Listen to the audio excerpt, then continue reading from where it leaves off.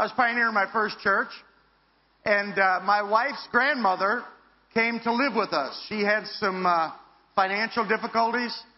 She had no relatives to go with at that time. And so my wife said, "What do you think?" I said, "There's no thinking about it. She's family." And so we brought her into our home.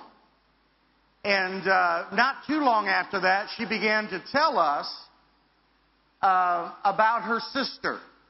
So this would be my wife's great aunt or great aunt, however you pronounce it. And so before I heard the story about it, my wife came to me and says that grandmother wants you to go and pray for her sister. And I said, "I'll be glad to." Don't you think we ought to do those things? Amen. I had a church of 15. I had plenty of time to go. I'm telling you what, everybody in my church got an hour of prayer every day, at least. Amen? If they just had one little symptom, I was there. Just a young minister.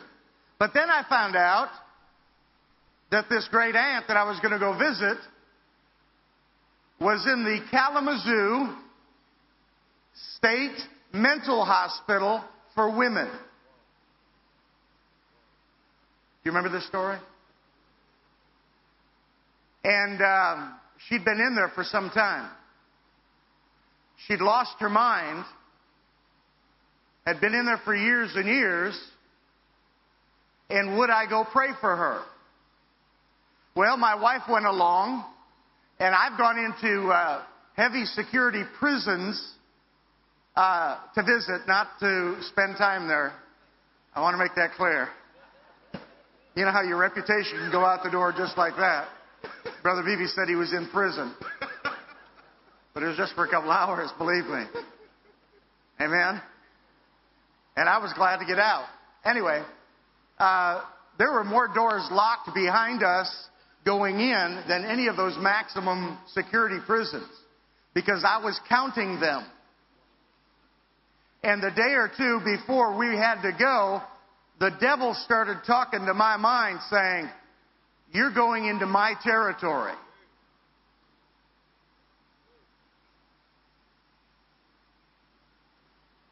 And for some reason, I thought about those words.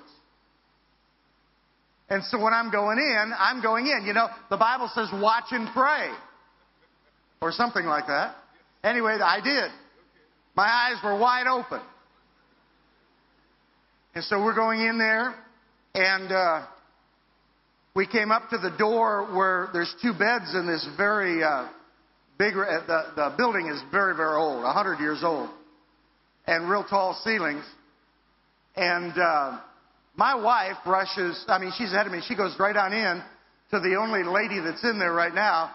She assumed that was her great aunt, who she's never seen. She went in there, and I stood by the door, watching and praying.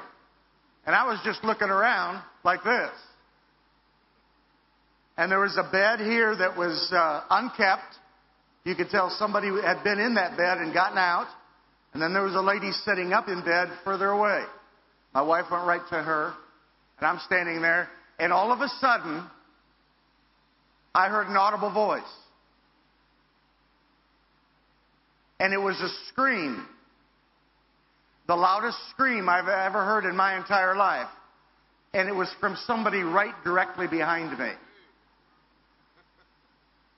Evidently, it was the other lady that was supposed to be in that room. She came in behind me, screamed, and I just went airborne. I know that's hard to believe. I used to play basketball, but I was never known as one of those that would be jumping up very high. There's 10 men on the court. Why would I have to jump up? What are my percentages anyway? And so by the time I came back down, which seemed to be about a minute and a half later,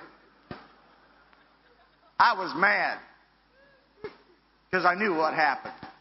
The devil was trying to bully me. But let me tell you how this lady got into the hospital.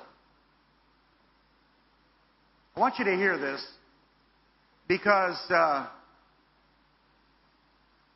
people who are so-called religious, or even with a reverend or something in front of their name, just because they're called a minister, that doesn't necessarily mean that they're setting people free. Years before, when this lady, my wife's great aunt, when she was young, she got into a relationship and got pregnant without being married, which was wrong. She's just a teenager. And her family kicked her out of the family when she got pregnant. Now, this family called themselves Christians, but I have never seen any evidence of it. And so they basically kicked her out of the house. And during the time that she was out there, her sister, my wife's grandmother, would take food and help her because she's now outside with a baby. See, that baby didn't sin. I said, that baby didn't sin. I said, that baby didn't sin. Whatever happened to mercy? But they wouldn't let her come back in, and she ended up stealing some money, the mom, and it wasn't very much. She was working a job, and she took some money out of the cash register, bought some baby food to feed her daughter, and within a few days she was paid, put it back in the cash register. Nobody knew it was gone. But it bothered her. So she went to a minister of this denomination that their family belonged to. And I'm convinced none of them were born again.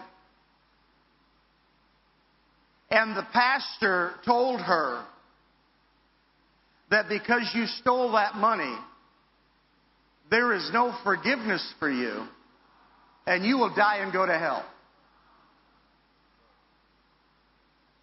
And within a matter of months, she lost her mind.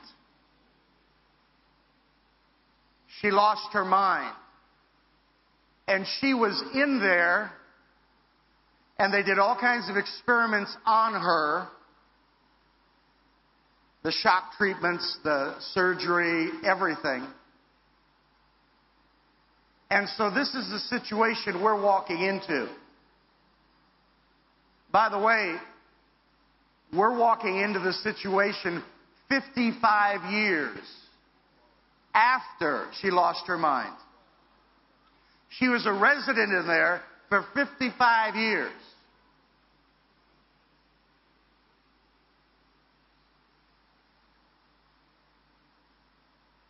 Thank you, God, for power. And so I come back down to the floor. Now I'm not happy. You know what I'm talking about? And my wife is up there trying. Here's this little tiny lady who didn't weigh 100 pounds. What would be 100 pounds? Just tiny. Hair totally white. Very old. Little hands just like this. And she's rocking back and forth in that bed. And she's saying only one thing. But she says it over and over and over. That's all she would say. And here's what she said. And I'm only repeating it because this is what she says. I'm damned, I'm damned, I'm damned, I'm damned, I'm damned. And that's what her confession was for 55 straight years. She said it from morning till night.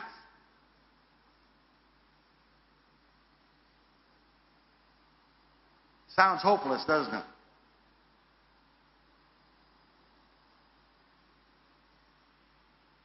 So we tried to talk to her, nothing happened. And then I just stood back and I looked at her and I said, I take authority over the evil spirit that's possessing her. I command it to leave her now in Jesus' name. And she continued to rock for another half hour, maybe 45 minutes. But I knew exactly what we were doing. You see, once we do the possible, it's God's part to do the impossible. I'm not going to take my big Bible out and try to beat her with it. I'm not going to try to raise my voice and make a big fuss. Not going to do it. I said, I'm not going to do it. And I said, you come out of her in Jesus' name, and nothing happened. And my wife's still sitting right next to her all this time, trying to get a hold of her. Aunt Jen, Aunt Jen didn't even know my wife existed. Aunt Jen didn't even know that her daughter grew up and got married and had children and had perished in a plane accident, an airplane accident. She had no idea what had taken place in the world in 55 years. Because she didn't sit there and watch television. She was totally out of it. And then finally, half hour to 45 minutes, it seemed like a long time, she's rocking and her pace starts to get slower. And I'm just standing there saying, well, thank you, Lord. Praise the Lord. No big deal. You see, I got into agreement with what God's Word says. These signs shall follow them that believe. In my name they shall what? Cast out devils. They shall lay hands on the sick and they shall recover. So I'm saying the same thing as what God says. He's my agreement partner. Amen? No matter how I feel, whether I feel anointed or not, He's always anointed. So if I'll just stay in faith, I said, if I'll just stay in faith. I didn't tell it to go 5 or 6 times. I didn't do it. I said once. She slowed down. Finally, she was silent. And I said to her, Aunt Jen, can you hear me? And God is my witness. I wish my wife was here. She would tell you probably the exact same thing. A woman's voice which sounded ancient. It didn't sound like it was coming from here. It sounded like it was coming from under the bed, under the floor, as if she was in a well. It echoed almost. I said, Aunt Jen, can you hear me? And she said, and I'll do the best I can. Yes, I can hear you. And the hair went up on the back of my neck. It was eerie. And I preached to her the gospel of Jesus Christ.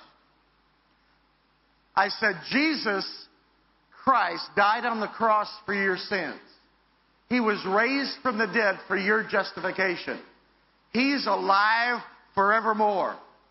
Would you like, Aunt Jen, to be forgiven all of your sins? Do you want a new start in life?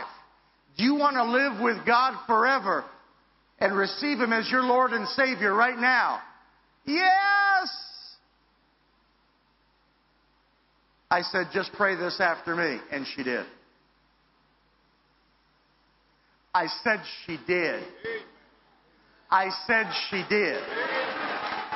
I said she did.